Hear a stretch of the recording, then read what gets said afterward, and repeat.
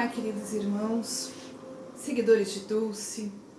Estamos novamente reunidos para conversar sobre as coisas do Espiritismo, sobre as lições do nosso querido Mestre Jesus, que há mais de 2000 anos nos trouxe, tão reais e tão válidas para o nosso crescimento moral ainda hoje. O tema escolhido de hoje é a mágoa. Você tem mágoa guardada? Tem mágoa aí dentro? Te deixando triste? Te deixando pensativa? Alimentando aquele ranço, né? Por aquela determinada pessoa? Então, a mágoa, segundo o Espiritismo, é uma falha moral. E é uma falha moral de quem guarda a mágoa. Não é uma falha moral de quem causou a mágoa. Olha que interessante. Aquele que recebeu a ofensa, o desprezo, enfim, né? Que causa a mágoa, aquele que recebeu precisa tratar em si, porque a mágoa ela causa muitos danos a nós enquanto espíritos, e esses danos se refletem inclusive no nosso corpo físico. Diversas doenças já estão linkadas à pessoa que guarda mágoa. Gastrite, crises de enxaqueca, fibromialgia, dores, determinadas dores que se tem no corpo, né? Já foi comprovado que pessoas que carregam mágoas, carregam grandes pesos e assim projetam para o seu corpo físico as dores da sua alma. Então, essa mágoa a gente precisa trabalhar. Um detalhe que eu também esqueci de falar, que uma mágoa, quando a gente carrega por anos dentro da nossa encarnação atual, também já está em estudos, inclusive científicos, que comprovam que esta mágoa, ela se transforma em doenças autoimunes, se transformam em câncer, porque aquilo fica uma coisa tão difícil e tão incrustada que ela começa a crescer como uma doença de dentro para fora e acaba tornando uma doença física. Espiritualmente, no momento em que a gente cristaliza essa mágoa dentro de nós, nós estamos nos acorrentando àquele ofensor. Então, aquele que nos machucou passa a ser um peso que carregamos com correntes. Estamos sempre atrelados àquela criatura.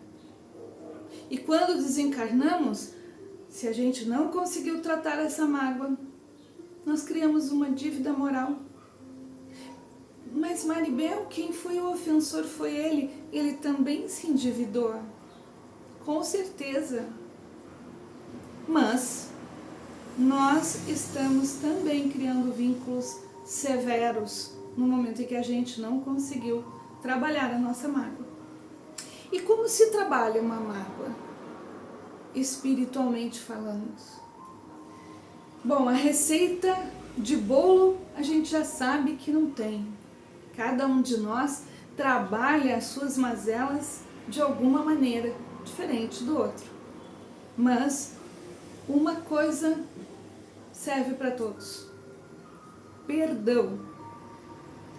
Maribel, como eu vou conseguir perdoar? Aquela pessoa fez algo muito grave, prejudicou terrivelmente a mim, aos meus familiares, enfim, né?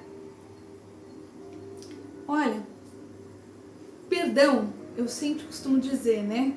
O perdão não é simplesmente esquecer o que aquela pessoa fez. É trabalhar dentro de si a condição de aceitar de forma resignada que o que ele fez, ele vai se entender com Deus. O que eu não posso é carregar ele e suas coisas que não são boas, as suas energias negativas, eu não vou carregar comigo.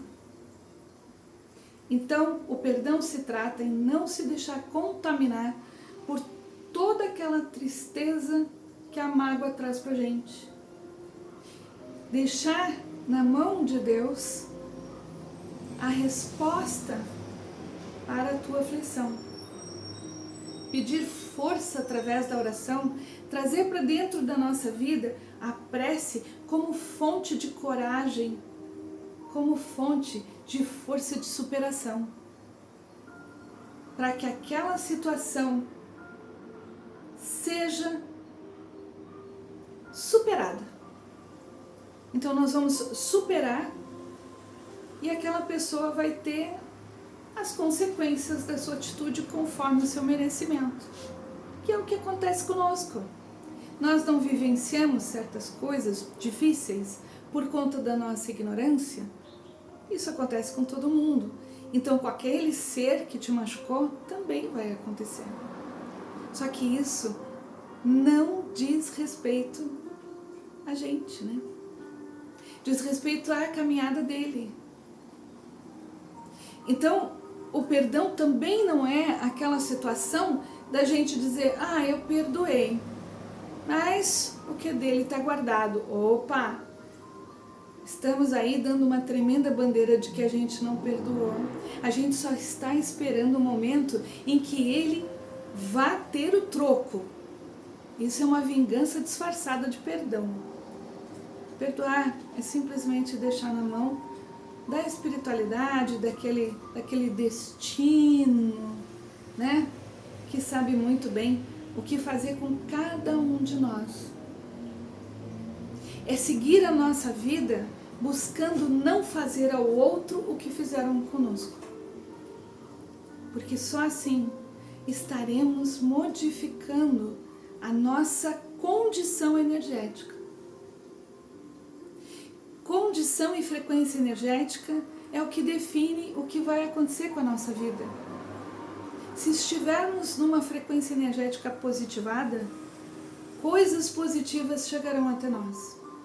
Se trouxermos a revolta, se trouxermos a mágoa, a tristeza, o mau humor para dentro da nossa vida, é um catalisador para que as coisas do ambiente, para as energias de todas as outras pessoas chegarem e acumulando a gente dessas mesmas energias. Então é nisso que a gente precisa pensar. Vamos mudar a frequência. Através da oração, através do desenvolvimento do perdão. Muitas vezes, numa situação também de ofensa, vale lembrar que talvez o outro não necessariamente quisesse nos prejudicar. Mas nós temos que ver se realmente nós não estamos nos melindrando. Nós não estamos super relativando aquelas situações que nos trazem como sendo nós a posição de vítima de tudo e de todos. Então cabe aí também uma reflexão. Olha, aquela pessoa fez tal coisa e eu fiquei muito magoada, mas eu estou certa da minha mágoa? Realmente aquilo foi uma dor que ele me causou? Por quê? Então vale sempre a reflexão de trazer para dentro de nós a situação e ponderar.